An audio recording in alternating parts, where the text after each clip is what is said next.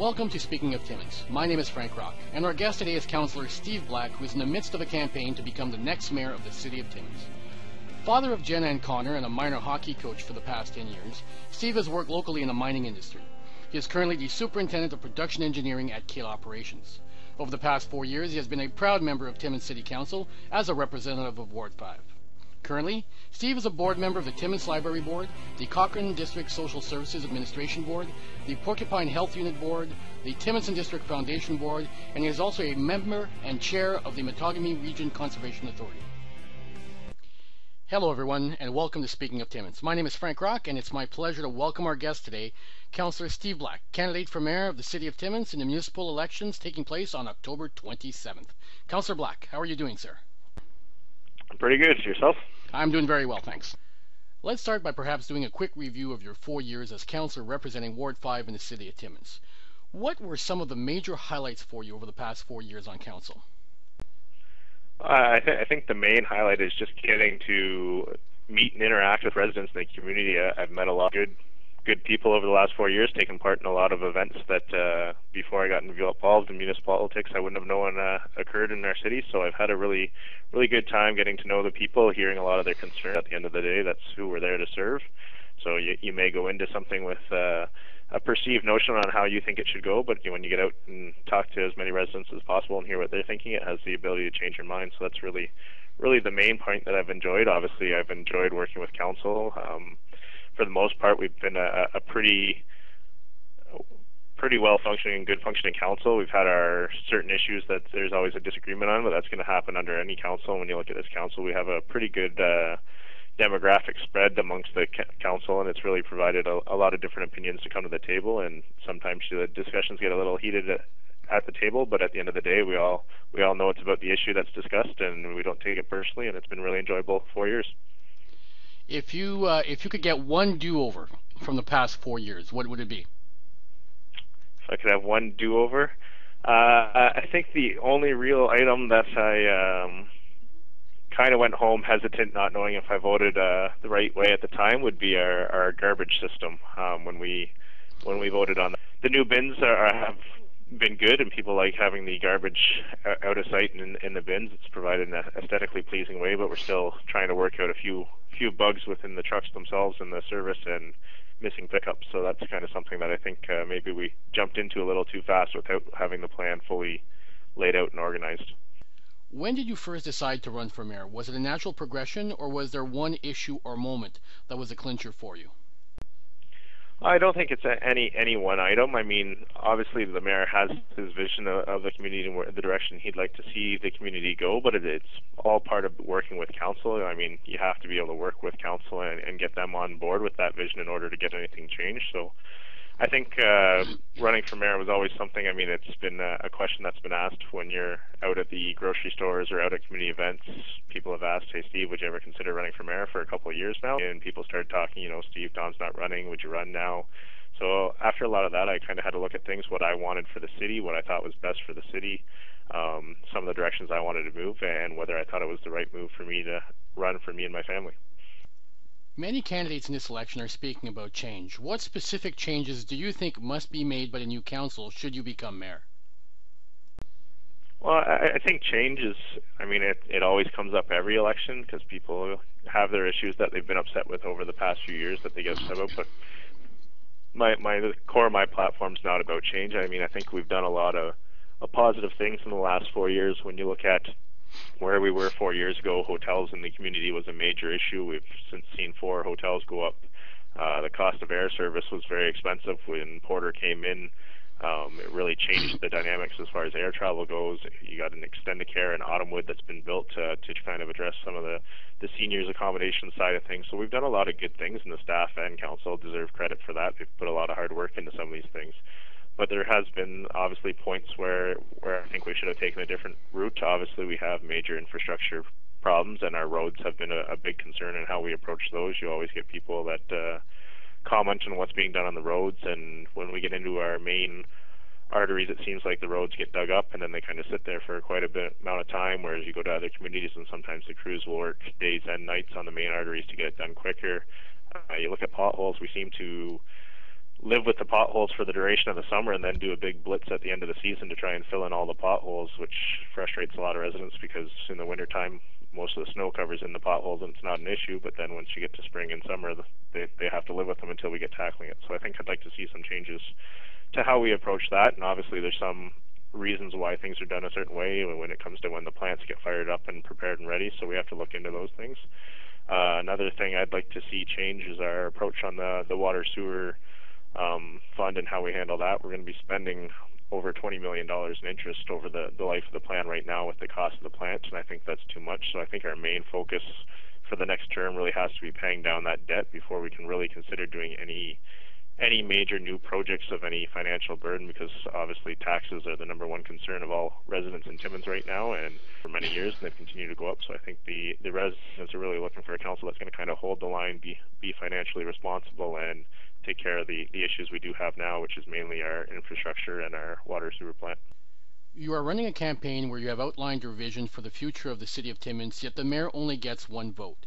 How do you plan on working with the next council to implement a vision that you will be elected to implement if the majority does not share your vision?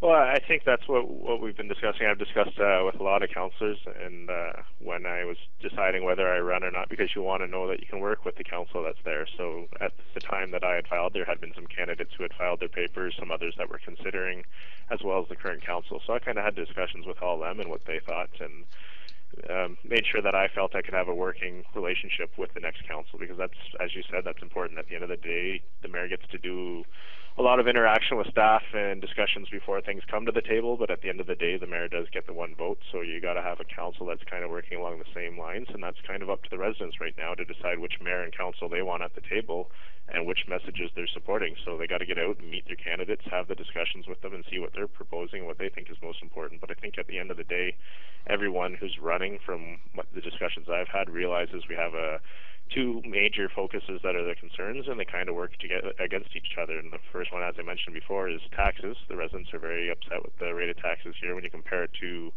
services and options available in other municipalities and the thing. So that's a major concern that I think every council member has to be aware of. But the second one is our infrastructure and our roads and the amount of money we're going to have to put into items like the connecting link. When the province has scaled back the funding that we get for things like that, now we have to step up and take care of it, and it's going to be a major financial burden going forward that this council really has to get to. I mean, it's fine for a mayor to present his vision and go out and say he wants to do a bunch of things, but if you don't have the support of council, you're not going to get that done. I think all the mayoral candidates and most of the council candidates will all firmly agree that when it comes to seniors living in our community, or people with disabilities, or just the general residents, the financial stresses of our taxes are high, and they're looking for some change there and looking for some ways to generate some either cost savings in the departments, we need to look at that, or some new revenue generating. So one of the things I did do before deciding to run was I reached out to Mayor Sewage, because they've really done a good job at this in bringing in new revenue to the community with their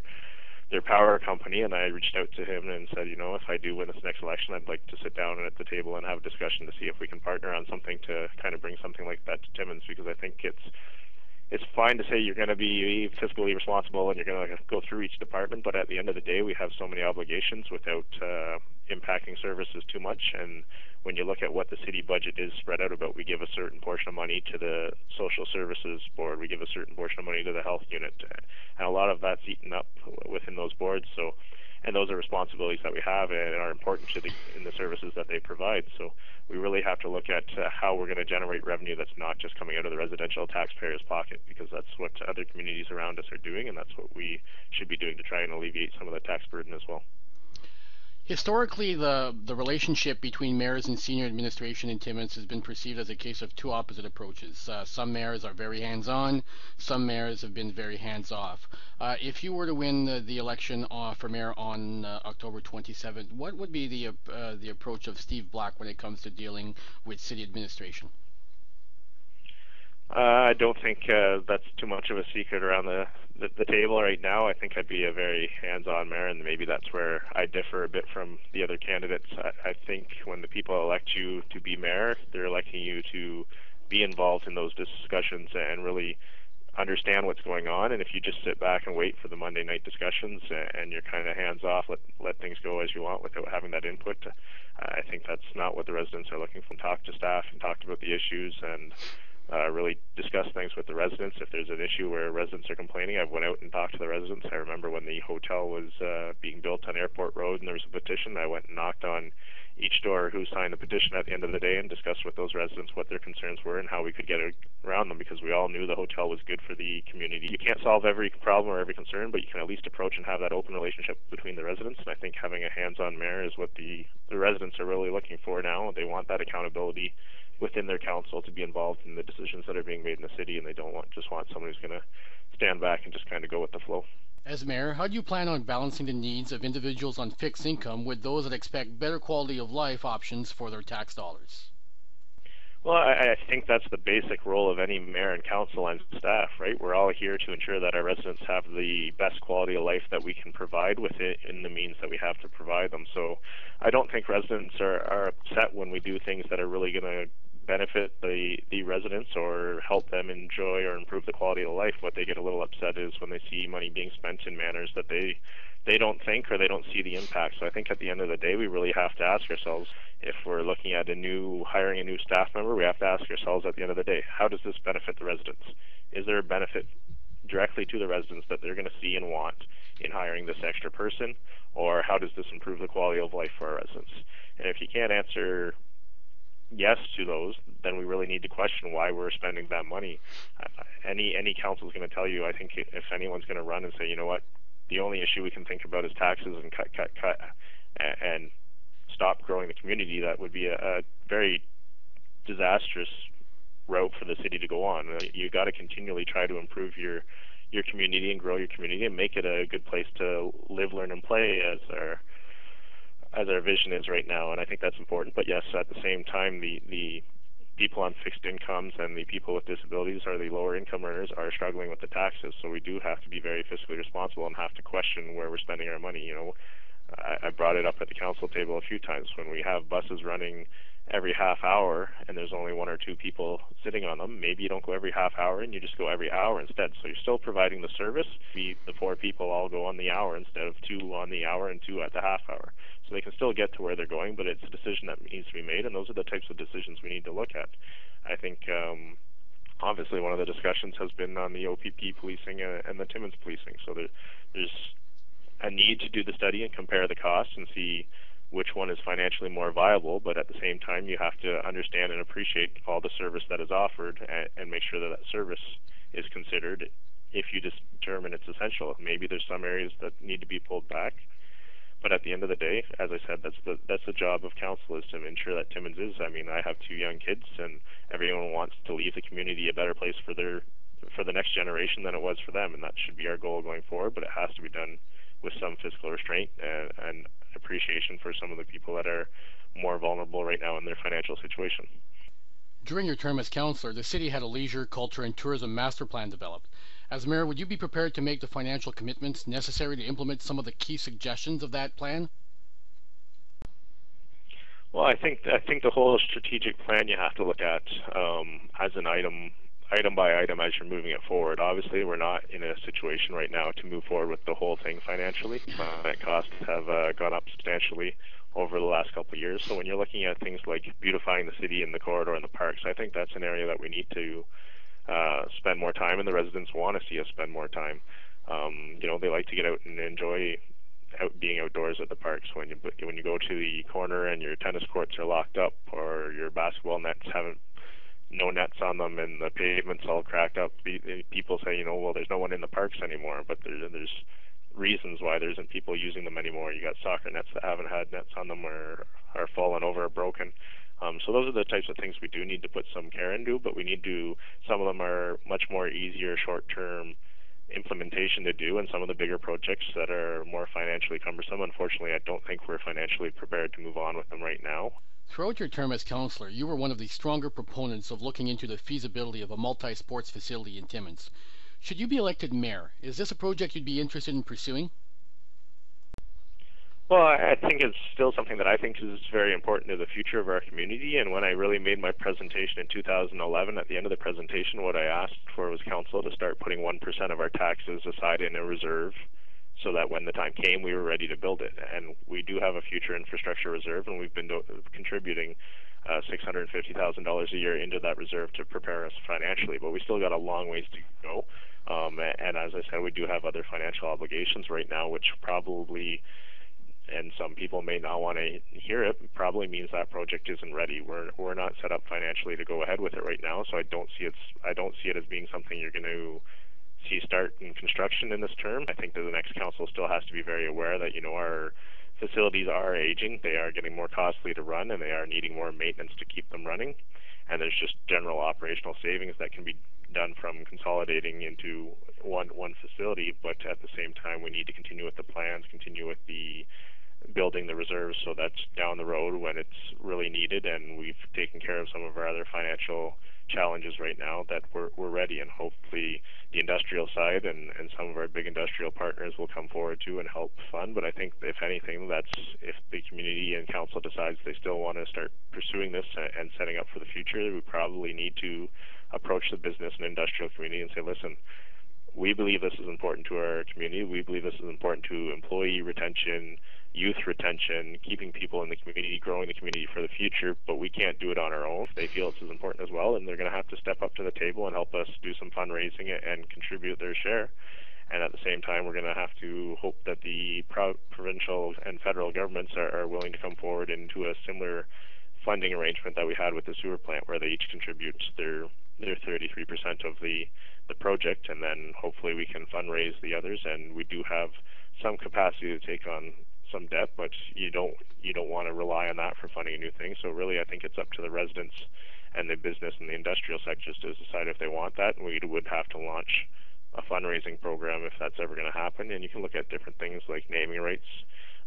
Some communities who have built it have sold the naming rights for their facility for a couple $1 million. So there's ways to generate revenue, but as far as being prepared right now as a municipality to build a new multi-purpose recreation center, we're not there. I wish we were. I wish I could say yes. I'd love to go out and start building in year one of the term, but it's just not going to happen. We're not prepared. Our reserves are far too low to take on a project of that nature, but I do think it's something that's important to the future of the community and that we do continue to plan for it. Some people say that the key for Timmins moving forward is to diversify the economy so that we are not as dependent on the mining industry. Is diversification something that you would focus on if elected as mayor? Well, I think it's critical to the future of the community. I mean, obviously, we've been a heavily driven mining and forestry community for over 100 years now, so that hopefully we'll always have those reserves within our communities. You continue to rely somewhat on that, and that's why I mentioned previously approaching Mayor Spacek to kind of look into a public utility company and what they've done in Kappas casing there, because they found a way to generate revenue to the community to offset some of the burden from the taxpayers. When you look at things, I think one of the things we need to continue to push the province for is an English-based university in Timmins. Obviously, Northeastern Ontario is it's the only Northern Ontario hub, as the province has defined the regional hubs, that doesn't have its own English-based university. So I think that's something that would be really important for the community going forward. When you look at in terms of employment that comes with a university, when you look at youth retention and keeping our children closer to home, where they can go to school closer to home and get jobs close to home after, I think that's important. So I think that's one of the things we need to continue to push. And economic diversity, obviously we've done some changes where we're starting to export more and serve other communities more. And I think when you look at things with the Ring of Fire coming, it's still mining based, but there's going to be a lot of supply based opportunities within our economy if we can get into that when it comes around. I think it's still a few years away, but we want to be part of that process and really involved in that, because that's going to be the major revenue project for Ontario, Northern Ontario, and possibly Canada in the next 5 to 10 years. So when you look at kind of what the oil sands did for Alberta and Northern Alberta in particular, we want to be part of that game and make sure that we get some of the benefits that come out of that project. So I do think economic diversity is important, and we need to continue working on it, but at the same time we have to continue to push what we've been good at for so many years, and that's the mines and the people working in them that have kept this community going for years. The secondary sewage treatment plant. Many people are concerned about the escalating costs of that project. If you're elected as mayor, what do you anticipate doing to ensure that this project does not become an overwhelming burden on the finances of the city, both in the short and in the long term? Well, I think when you look at the sewage treatment plant, it's a major project, and we did get some provincial and federal funding, and they agreed to match the original $60 million scope, 20 million each. So we had the one third funding for the original base amount, but obviously the cost has went up. So I think we'll continue to push the government to try and get involved or take on some cost of the additions that were added, because some of the project has changed. You know, we had the base project, but we have made some additions, which is why some of the costs went up. I know everyone thinks the plant is $20 million over budget right now as far as cost overruns, but it's not all cost overruns. We did add $12 million worth of work to the project after the initial $60 million scope was made, and I know that still upsets a lot of residents that it wasn't taken into account, and it upsets myself too when you're looking at it, because at the end of the day, if we would have went to the province and said, you know what, it's going to be $72 million, so then they would have come to us probably and given us the one third for the $72 million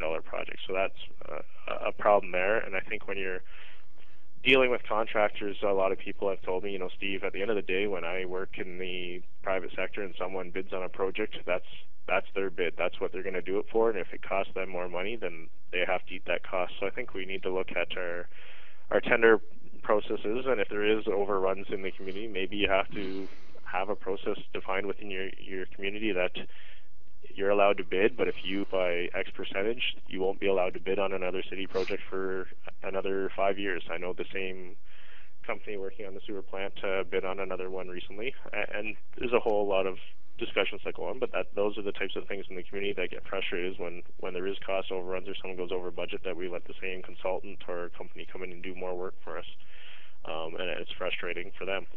I think as far as the approach that we're going to do to make it as least financially challenging on the residents as possible is we have to look at the full plan of the project.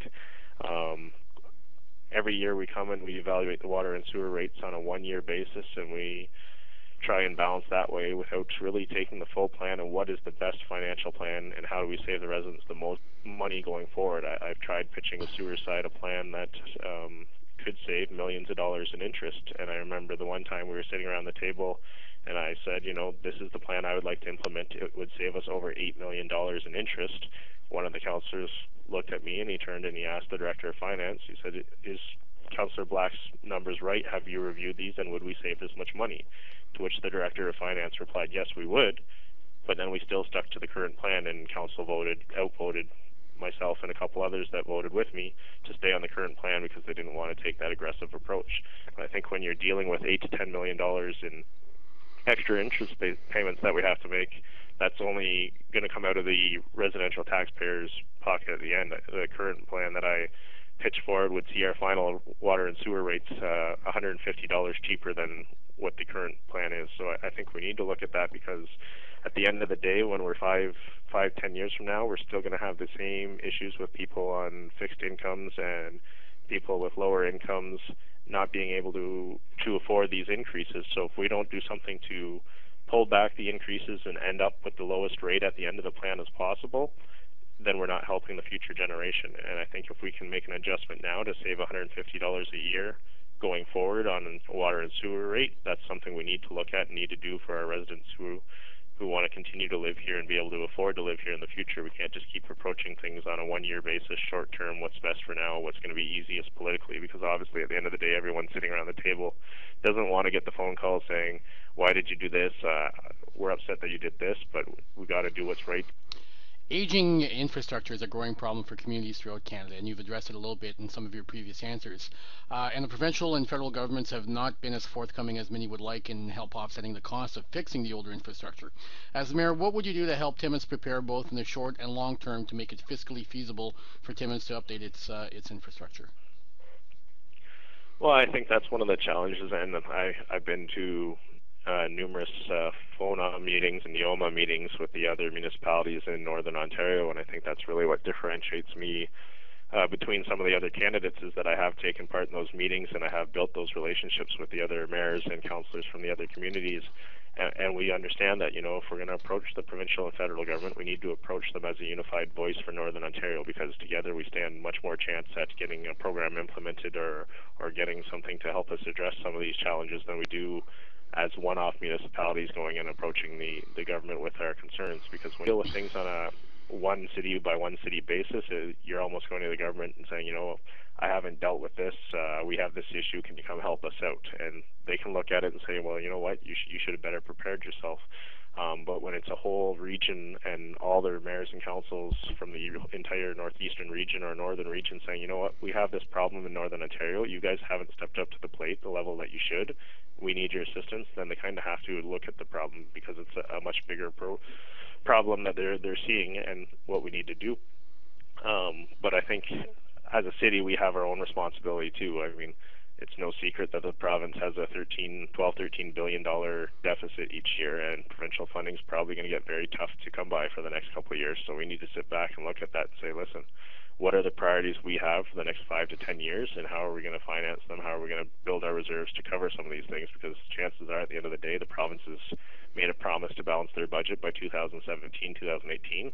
So it's going to get much tougher financially for communities to approach them and try and get those fundings. So we need to really look down and make sure that we're doing a core service review to evaluate what services we're providing as a municipality and how we best provide those services as cheaply as possible, so that when we do need to invest in the infrastructure that is deteriorating and needs some investment, we have the funds available to do that. So I think that's really where the city needs to do, is complete a full core service review, looking through each department and seeing what should we be providing and what shouldn't we be providing, or what we can't afford to provide anymore. For the Algonquin Riverside Highway 101 stretch, for anywhere from $50 to $100 million worth of work that needs to be done. Well, we all know what the $60 to $80 million sewage plant has done on our water sewer taxes and the increases we've seen there. So if you're looking at a similar investment just in your connecting link alone, I don't think that's something that the city is financially prepared for, and I don't think we're going to be financially prepared for it. So I think we need to continue to work with the provincial government and tell them, you know what, you had a responsibility here. You used to fund 90% of it. I think we need to work with the other municipalities, because it's not just in Timmins that they have this issue. It's throughout northeastern Ontario, northern Ontario, anyone that had the connecting link funding before, even though there wasn't many dollars shelled out throughout the program, the rules were there, and the province has shied away from that. And I think we need to continue to let them know that that's not acceptable. It's not acceptable, and our taxpayers can't afford it. So they're going to need to step back up with the program and get their house in order too, so that they can take on some of the responsibility that's rightfully theirs. There is an ongoing concern in the community about the lack of low-income housing. What would you do as mayor to help encourage and expedite the construction of more low-income housing for the people in the community that desperately need it? Well, and I think this may be one area me and Councillor Lever may differ too. I'm still waiting to see his full plan come out, but I know watching the one interview, he suggested that we perhaps need to start spending some of our dollars. I don't think that's the route we need to go. I think as a mayor and a council, we need to put in the proper policies and incentives for people to be developing. But we already put in our share of dollars. I sit on the Cochrane District Social Services Administration Board, and Brian Marks has done an excellent job coming up with a 10-year housing strategy, which we just finished and just approved very recently. And they're going to start rolling that out over the next few years. And as a municipality, we have our part to be at the table and helping with policy changes and trying to lobby the government to change some of the rules as far as what the DSAB can do and whatnot to move forward with that. But I think we want to leave the lead when it comes to housing with the DSAB. They're the ones with the housing professionals, the staff on board that is very familiar with the housing market and has been dealing with it for years. And I think that's where we want to lead the plan. But as a mayor and council, we do need to be at the table to be open to development and to try to aid with some of our policies and encourage development as much as possible.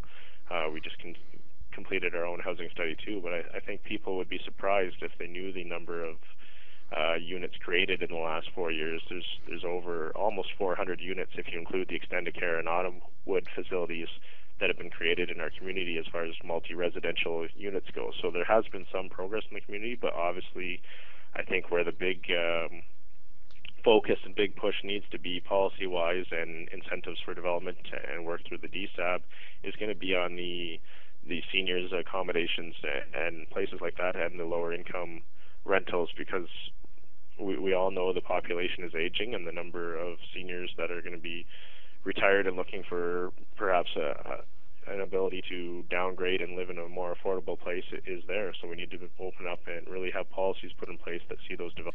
We always end our interviews at Speaking of Timmins with some rapid-fire questions that allow our viewers to get to know something about our guests that they may not read or hear about in other interviews. So our first question is, if you could invite 3 living individuals that you've never met and go out for dinner with them, who would they be? 3 living individuals that I've never met? Yep.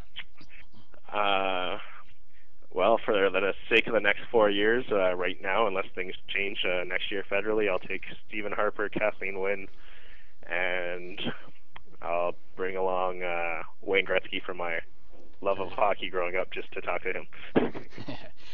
One book everybody should read in their lifetime.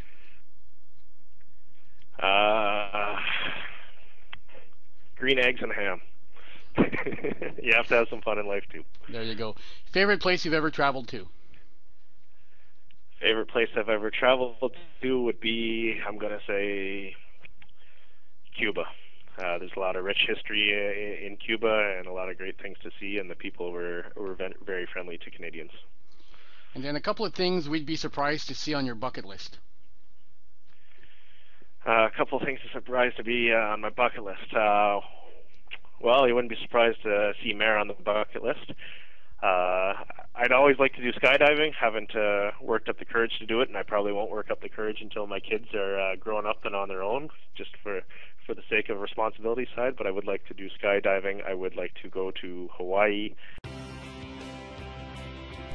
That concludes our full-length interview with Councillor Steve Black. Join Speaking of Timmins again tomorrow when we post a full-length interview with another candidate for mayor, Councillor Todd Lieber. I'm Frank Rock, and this is Speaking of Timmins.